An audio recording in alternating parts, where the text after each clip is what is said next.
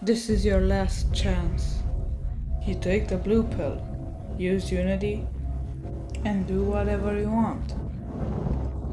You take the red pill, you use JavaScript, and I show you how deep the rabbit hole goes. The blue pill.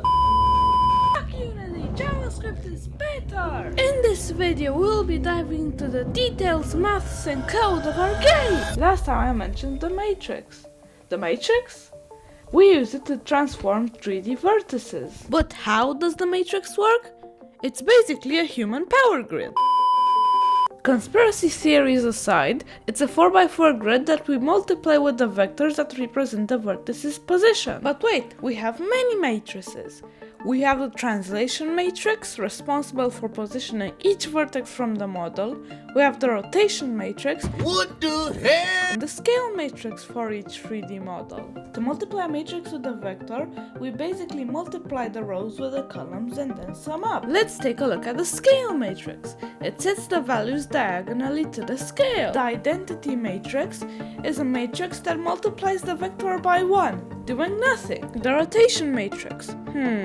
This is more complicated. If you weren't paying attention to trig classes, we use cos and sine for rotate, calculating points on a circle and making some very sassy straight lines. The formula for rotating 2D vectors is this, but that's for 2D. We need 3D. We have to do this 3 times for each dimension plane. The x-plane, the y-plane, and the z-plane. A dimension plane is perpendicular to the dimension, and it only affects the values from the other dimension. So for the x-plane, we have x rotation, so we only modify y and z.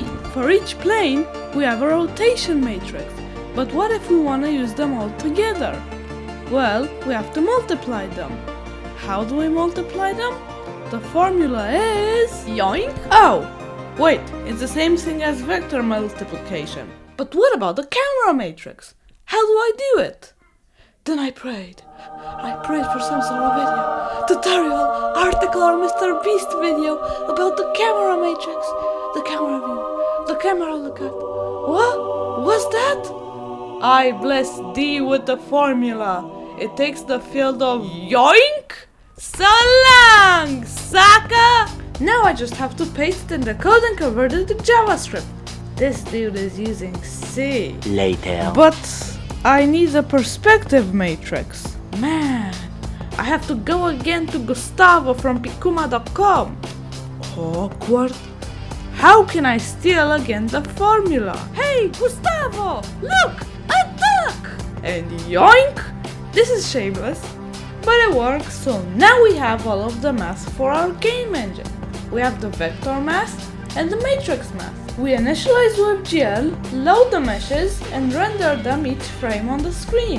For each frame, we update the meshes, camera positions, and rotation, and then we render them with WebGL. We keep this logic into a scene manager, and then into the corresponding scene. That's it, folks. We've been through the hell of math and got back with our game engine.